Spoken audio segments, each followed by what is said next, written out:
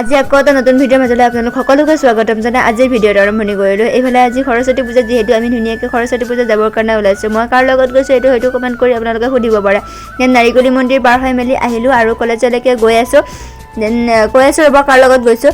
এয়া কলেজত আহি পালোঁ। কলেজত আহি পাই মেলি ধুনীয়াকৈ ভিডিঅ' ল'বৰ কাৰণে লৈছোঁ। ভিতৰৰ ফালে সোমাই গ'লোঁ মই কলেজৰ। একদম ছোৱালী, ঢেৰ ছোৱালী, একদম ছোৱালী আৰু চবেই ফটো উঠি আছিলে। ময়ো কেইখনমান ফটো উঠি ল'লোঁ। ফটো উঠি পেলাই এয়া পূজাৰ আয়োজন চলাই আছিলে। ধুনীয়াকৈ পূজা অৰ্চনাও হৈ মেলি উঠাৰ পিছতে এয়া গেটৰ পৰা মানে ডেক'ৰেশ্যনটো অকণমানকৈ দেখুৱাইছোঁ আপোনালোকক। আৰু তাতে অকণমান টাইম ঘূৰা চকা কৰা হোৱাৰ পিছতে মই আকৌ ঘৰলৈকে ৰিটাৰ্ণ হ'বৰ কাৰণে আহিলোঁ।